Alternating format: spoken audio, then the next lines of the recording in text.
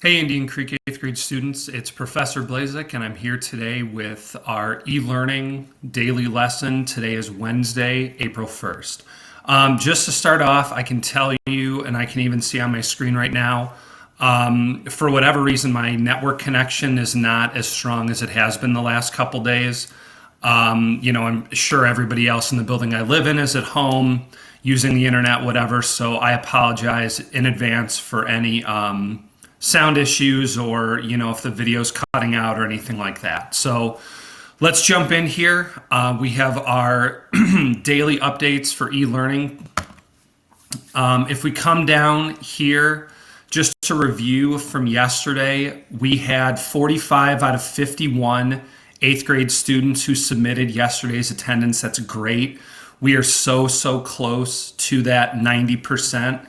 And again, I'm sure there are some people who might still be unable to access, who I guess maybe are still out of their normal area where they can get on and complete their e-learning. So 45 out of 51 is great.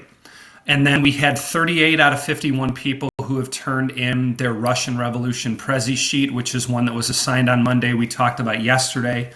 So just make sure, if you know that you're one of those people who hasn't turned it in, make sure you get that turned in as soon as possible. So let's start now by going over yesterday's journal prompt, which I'm hoping is one that's going to be setting the tone for some interesting journal prompts. I was trying to think of something that would be relatively easy, but also something that would be creative and something that we could do over a lot of this e-learning time. So we're going to go with this personal soundtrack for now. We'll see how it goes. If you have any feedback, you can feel free to throw it into Google Classroom, shoot me an email, even post a comment on the video if you feel like I should really see it right now. But it's what we're going to do for at least a little while here. So here were some of the personal soundtrack mottos, theme songs, I should say. I broke these up by class, so we have one from first hour students, one from second hour, and one from third hour. So first hour, these were some of the theme songs that people came up with.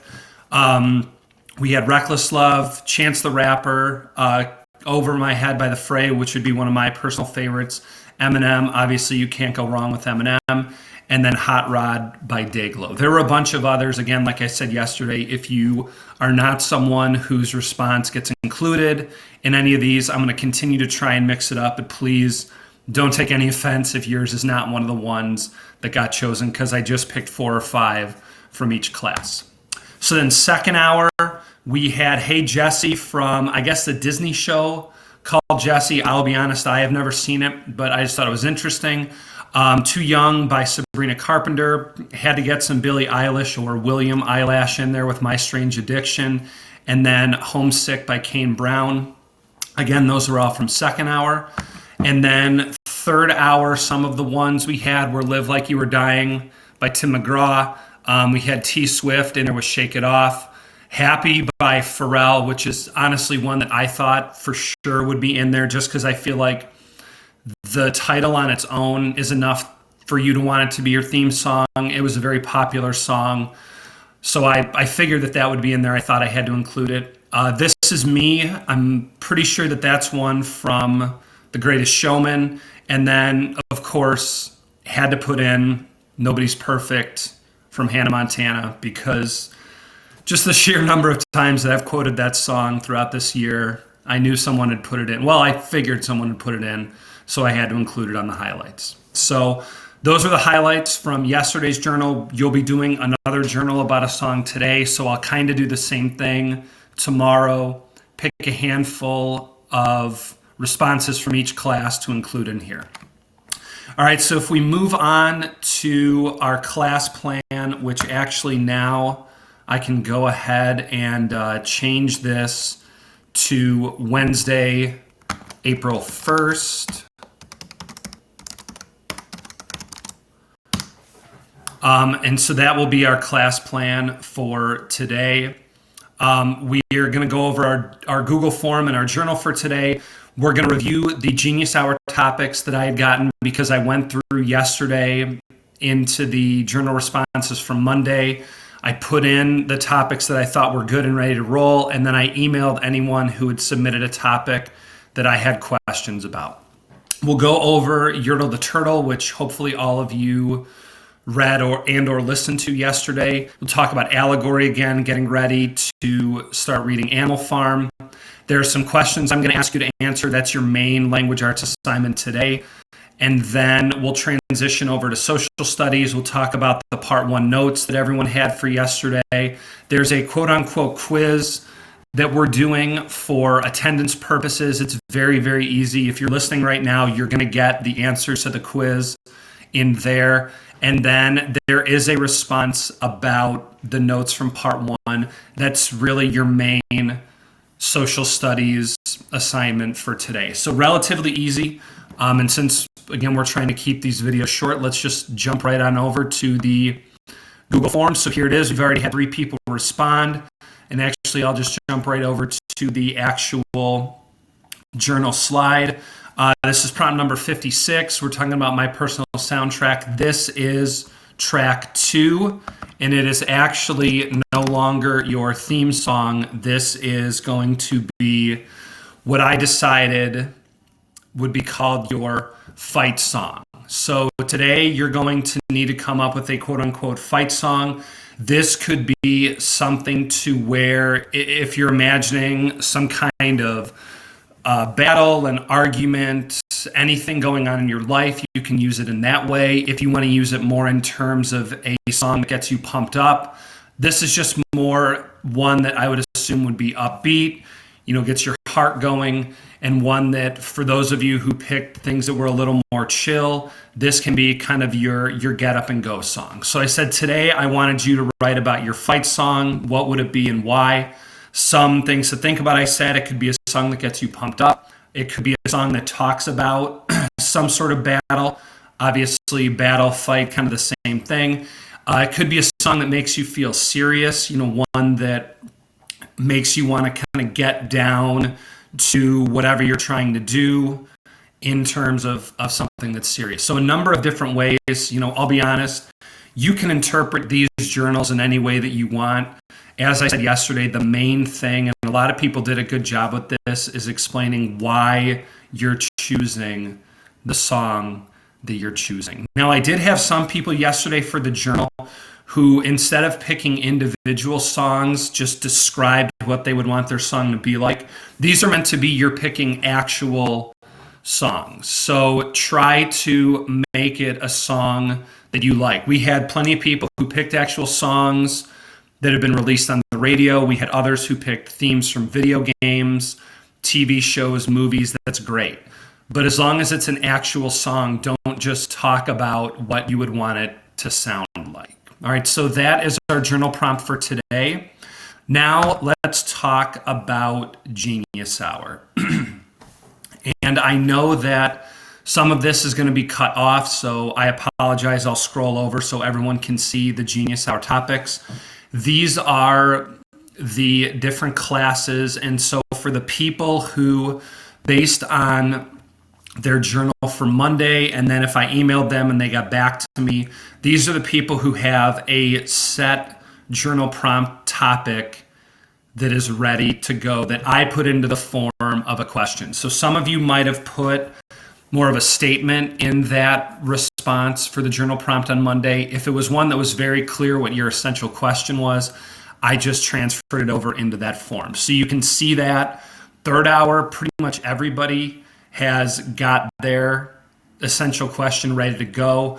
Other classes, it's a little bit more spread out. But if you're looking at this and you notice that there is nothing in next to your name, that doesn't mean that I didn't see your response on Monday for your prompt. It doesn't mean that I don't like your topic. It just means that I most likely emailed you with a question about what I would like your topic to be or what feedback I could have in order to make your topic more clear. So if you have not checked your email yet, please check it. If it's from me, it's just going to be, the subject's just going to be Genius Hour. And it's probably just my feedback and trying to get you to focus in on your topic in a way that we can create this essential question. So in looking over these, there are a lot of very interesting topics and very diverse topics, which is great because it's always good to see what you all are interested in, what you all are thinking about.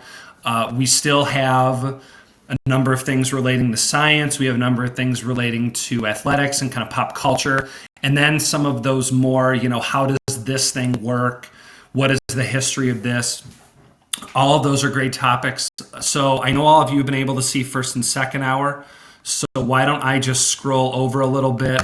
And so now third hour, you should be able to see what all of the topics are in that class as well. So if you want to pause this at any point, just to look over what everybody else is doing, or just to make sure that the question that I came up with for you specifically is one that you're comfortable having as your essential question for Genius Hour. But like I said, a lot of these very interesting, some things I would have never thought of in terms of what I would have guessed that students would go for. So that's great. All right, but these are the Genius Hour topics as they stand. Friday, I'm planning to be our first Genius Hour work day. Just for those of you who are wondering when you're actually expected to start doing any of the research and looking into your topic. All right, so then yesterday, Yertle the Turtle, I sent out the story, sent you a YouTube link that has someone reading the story. It's relatively short. It's Dr. Seuss.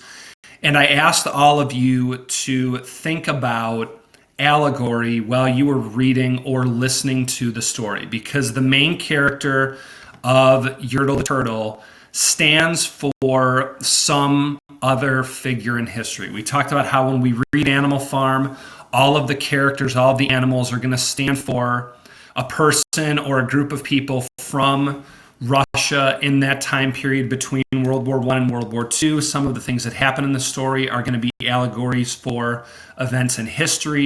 So this was just a way to practice looking at allegory in a story that is relatively simple and one that hopefully a lot of you were already familiar with. So you went through, you read Yertle the Turtle or listened to it, and then hopefully you thought to yourself, what could be the allegory for Yertle? And not to spoil it, for anybody who hasn't read it, hasn't listened to it yet, but Dr. Seuss, if you didn't know, and let me get this in a spot where I know everyone's going to be able to see it.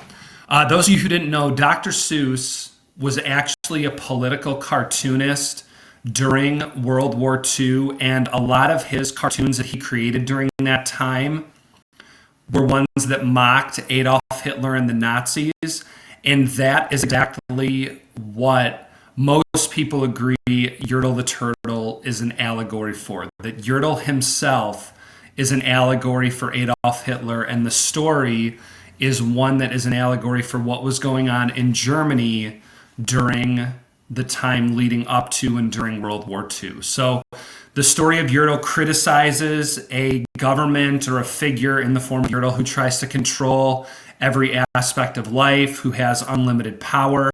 And it showed how Yertle the Turtle himself destroyed the freedom of all of the other turtles who were living in his pond. And so this relates to what Adolf Hitler was doing when he was in charge, taking away a lot of freedoms, abusing his power and things like that. So then I made the note that you can think back to the very last line of the story, and I'm not going to ruin what happened just in case anyone hasn't watched the story or read the story. But the last line says that all turtles are free as turtles and maybe all creatures should be.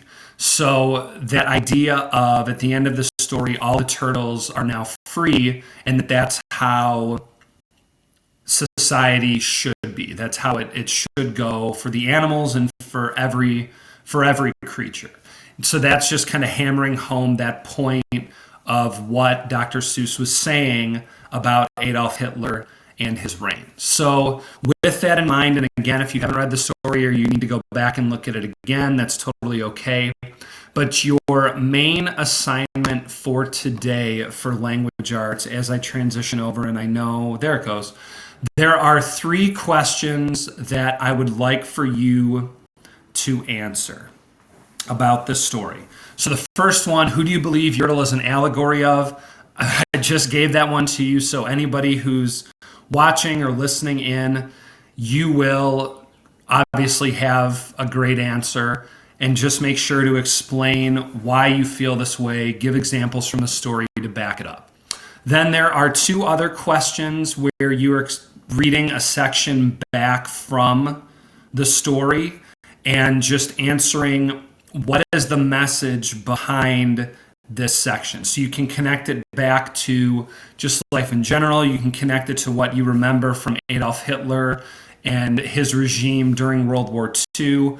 But look at what is said, the sections that I picked out again, try to make any connections that you can, and then give that good, really clear and thoughtful explanation. So that's your assignment for today. We'll talk about this a little bit tomorrow. Beyond that, just make sure you get that journal prompt submitted, and then we are all set in terms of language arts. All right, let me go over here. All right, it looks like I might be having some bit rate. My bit rate's lower than what's recommended. So again, I apologize if the sound or the video quality isn't coming through as clearly as maybe yesterday or as all of you would prefer. It's just one of those where, well, it is what it is. So at this point, why don't we transition over into social studies? So if you would like to take out or open up, I guess not take out because you don't have any physical copies, but open up your civil rights era outlines, which were assigned yesterday, to watch the part 1 video and then fill out your outlines. So I'll open it up. I'll switch it over here. I'll wait just for a little bit so that everyone has the chance to open up their own copies of the outlines, and then we can go over them. All right, nothing in the chat. Okay. So with part 1, and I apologize because this is a question that I should have addressed yesterday. I know because I've gotten it in the years that we've been teaching this.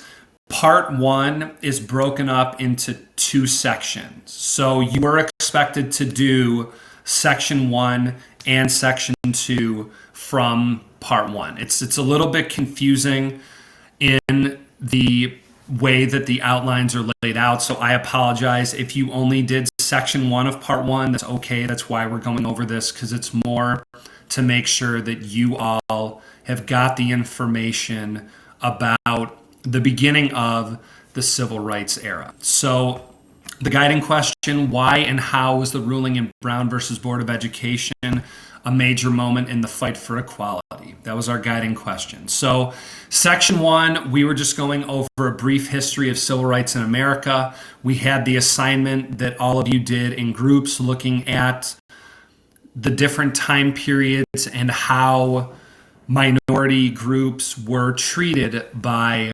America. And so that led right into this first section of the notes. So we have history of African American rights. Some early steps that were taken for equality amongst all Americans was that during the Revolutionary War, there were already abolitionists who had started to fight to end slavery. Certain states made laws or tried to pass laws either limiting or banning slavery all the way back then. Then if you move forward, obviously we talked about how during the Civil War, Abraham Lincoln gave the Emancipation Proclamation, which would actually end slavery in the South. And so those are not the only events. Those are just the main 2 that were discussed in the video from yesterday. Then we move on to following the Civil War. The U.S. passed 3 amendments that gave additional rights to African Americans. We said during our civil rights unit, or actually I guess our Reconstruction unit, 13th Amendment ended slavery. The 14th Amendment said that all persons born in the U.S. were citizens. And the 15th Amendment said that African American men were allowed to vote. So those were the 3 amendments. And then some things that continued to hold African Americans back from equality even after the end of slavery were Jim Crow laws. We talked about this a little bit yesterday, but Jim Crow laws are laws that were created to keep whites and African Americans separate, specifically in the South. And there was a Supreme Court case called Plessy versus Ferguson, where they created this concept of separate but equal that said as long as the facilities for whites and for non-whites were equal, they could be separate. All right. So then we move on to Emmett Till. And this first question was to describe his murder. So Emmett Till was a 14-year-old boy. This is fast forwarding quite a bit from after the Civil War. He was a 14-year-old boy who went into a grocery store, and the white woman, whose name was Carolyn Bryant, she was working the counter, would later claim to her husband that Emmett had whistled at her and made inappropriate comments. And so her husband and his cousin, I believe, would kidnap, beat, and then shoot Emmett Till and then throw his body in the river.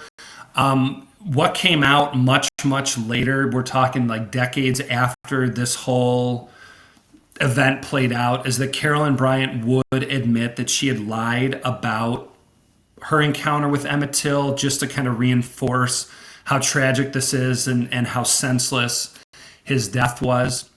But so these two men were arrested, but eventually they would be set free by an all-white male jury. Now, Emmett Till was one of the first kind of nationwide events that brought attention to this violence surrounding racial tensions and things like that. So it was especially noteworthy because Emmett Till's mother made the decision for his funeral to be open casket so that people could see his disfigured body. And the pictures, that image of Emmett Till really shocked a lot of people and showed them just the intensity of the hatred in certain cases of racial disagreements and how people treated each other. So, but unfortunately, like we said, the woman who claimed that he had done something wrong turned out to be lying, and her husband and the other man who committed this horrendous crime with him were not punished in any form. So then section 2, which again, if you didn't get the chance to do yesterday, that's okay. That's why we're going over this. But then section 2 was actually jumping into the beginnings of the civil rights movement. So the first question described the conflict within the message that was sent to African American soldiers who served in World War II. This was something that we also kind of talked about in the assignment from yesterday, the one that was broken up, which was that the U.S. government had created this idea, and I mean the U.S. was founded as a country on the idea of freedom and equality for all people, but the military was still segregated. And so there were white units, non-white units, and these African American soldiers who would serve in World War II would go over to these different parts of the world, would see how different groups of people were treated. And when they returned home, they felt like the time to fight for true equality had arrived because, they had made sacrifices in terms of time, in terms of giving up their lives to fight for this country. And then yet when they came back from war, they were still treated like second-class citizens, and they widely believed that enough was enough.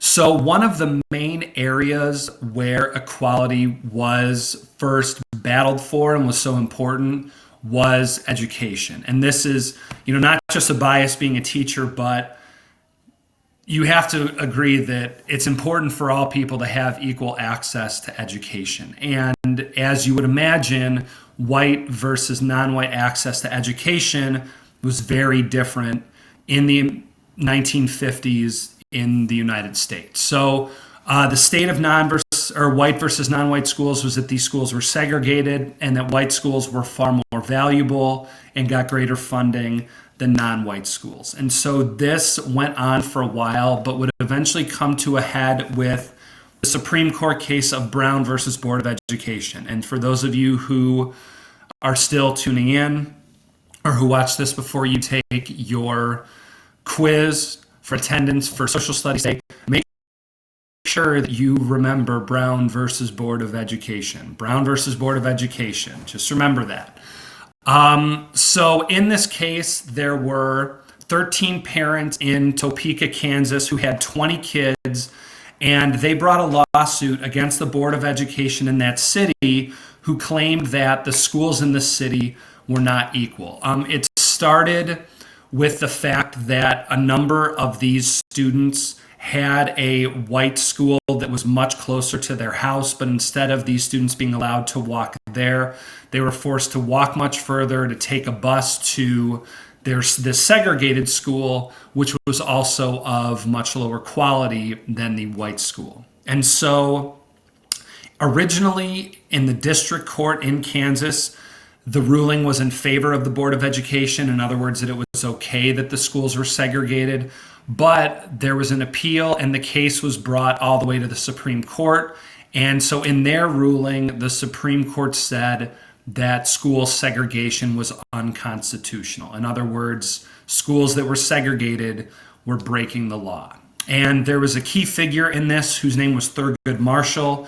He was the lawyer who would argue on the side of Brown and these other parents in the Supreme Court. He was also the head lawyer of the NAACP, or the National Association for the Advancement of Colored People. He's going to come into play a little bit later in this unit. He's a very fascinating figure, very brilliant, and would eventually go on to be a Supreme Court justice. So Thurgood Marshall was the lawyer in this case. So, unfortunately, as you would imagine, there was the Brown versus Board decision. You know, it's a landmark case. It changes what schools are supposed to be allowed to do. But in the South, there were still a lot of areas that were against the integration of schools. And that key term, integration, means to bring races together. In other words, a lot of people in the South wanted to keep it where there were schools for whites, schools for non-whites. And so this would continue on until in Little Rock, the Little Rock Nine, and this was the last section that we talked about. There was drama in 1957, specifically on September 3rd, when 9 African American students tried to attend Central High School in Little Rock, Arkansas, and the governor of Arkansas, whose name was Orville Faubus, he ordered the National Guard in to try to prevent these students from attending. So again, you have the governor of a state who is trying to fight back against the decision from the Supreme Court in the Brown case. And it would go all the way until President Eisenhower would actually send in federal troops, 1,000 federal troops, to try to protect these students and make sure that they were allowed to attend Central High School. So even though education was one of the first areas in which equality was sought and in terms of a Supreme Court case was actually gained, obviously, as you would imagine, as has been the theme throughout all of what we've talked about in terms of the treatment of non-white groups in America, any change was going to be very, very slow and very, very painful. All right, so back to our guiding question here at the bottom. Why and how was the ruling in Brown versus Board of Education a major moment in the fight for equality? Again, it was one where, it's the Supreme Court says that segregating schools is unconstitutional. Now, obviously, as we said, this did not mean that schools all of a sudden automatically segregated, but having that law actually being passed, that decision actually being passed, was a major turning point. But for those of you, again, when you're doing your attendance quiz, Brown versus Board of Education, please do not forget it. Okay, so those are our notes for part 1. Don't worry about part 2. We're going to assign that on a different day. But for now, let's jump over here to our part 1 quiz. There are just 2 questions. It's going to be on locked mode, so just make sure you're ready to rock and roll before you take it. And then finally, we'll jump over here to the assignment for today, which is your civil rights era response number 1, which is looking at the state of segregated schools. So I shared with you a link to a Google Slides presentation where you are going to be looking at white versus non-white schools before Brown versus Board of Education. So you're going to look through the slides and then describe the differences that you see between these two schools and use specific details from the photograph. So here is the actual slide presentation. We'll jump up here. And so you can see that, for example, this was a white school in South Carolina. So you can just kind of pause it. Well, actually, why would you pause it? Because you can be looking at it on your own computers. But look through this picture, zoom in, and then we can come down here to this was the quote-unquote colored school in the same town in South Carolina. All right, and then we have a classroom here, a white classroom in Kansas in 1950. This is a fourth grade class. And then finally, we have a one teacher school in Georgia. It was a little bit earlier, but this was at a non-white school. So just look through those pictures, and then on the assignment, just describe the differences that you see using specific details. So that is your social studies assignment for today. All right, so if we go back, again, today we talked about the Google form and the journal prompt for language arts. We went over your Genius Hour topics. Just make sure to double check your email if I sent you one, because we want to make sure that before Friday, everybody has their Genius Hour essential question ready to go. We talked about Yertle the Turtle, how he's an allegory for Adolf Hitler, and then the questions to answer today.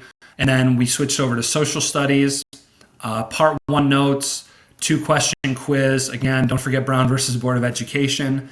And then the response with the different school pictures and the differences that you can see between white versus non-white schools. So that's what I have for you for today. Let me look over here. So Isaiah, good morning. Sorry I didn't get to type that to you. I'm doing well.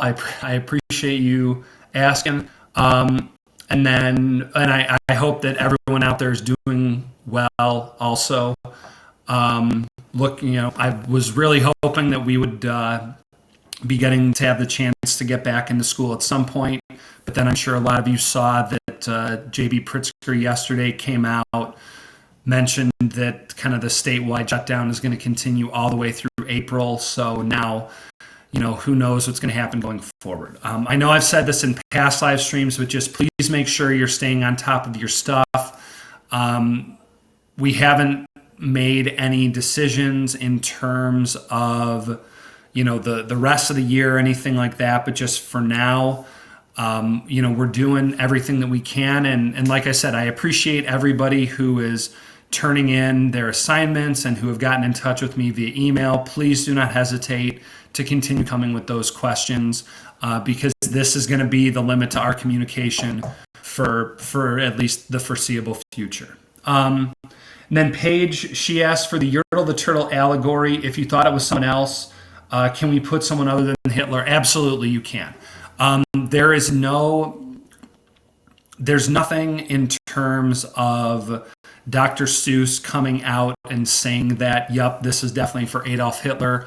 It's more just allegory for the danger of totalitarian leaders and in those types of governments. So if you took it a different way, as long as you're explaining it, that is good with me. All right. I can't think of anything else that I have for all of you. Again, I hope that everyone's having a healthy and safe quarantine, that everyone's social distancing, that no one's getting sick. I miss seeing all of you. Obviously, I would much rather be, seeing all of you in class and getting to, talk and interact and actually feel like I'm getting to be your teacher. This just doesn't feel the same sitting here talking to my Chromebook. So hopefully we'll get the chance to do that again before too long. Like I said, please continue to shoot me emails.